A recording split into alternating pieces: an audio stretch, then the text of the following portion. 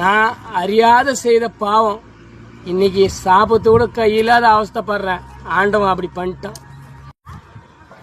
15 வருஷத்துக்கு முன்னாடி எங்க அப்பா ஒரு புறம்போக்கு நிலமும் ஒரு பட்டா நிலமும் வாங்கினார்.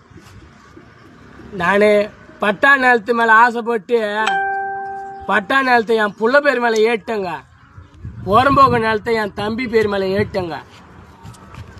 போன வருஷம் புறம்போக்கு நிலம் ரோட்டில் வருதுன்னு சொல்லிட்டு கவர்மெண்ட்டுக்காரன் ரோட்டை ஃபுல்லாக நிறைவிட்டு போட்டாங்க.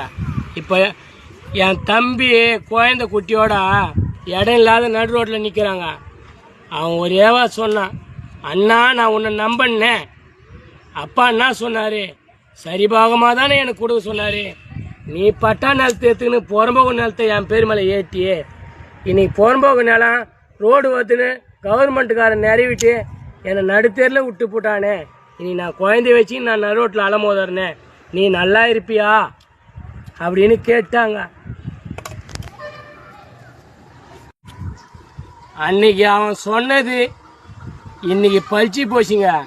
வர வழியில் வண்டியிலேருந்து வீழ்ந்து அவன் சாப்பிட்ற கையே போச்சுங்க.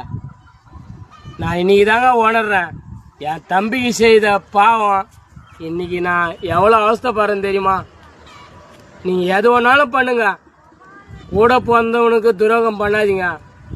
ஒரு அடியாக இருந்தாலும் 2 அடியாக இருந்தாலும் அவனுக்கு சேர வேண்டிய பகத்தை கரெக்டாக கொடுங்க. புறம்போக்கு என் தம்பி பேர் மேலே எழுதி பட்டாவை என் பேர் மேலே எழுதி என் புள்ள பேர் மேலே மாற்றினங்க.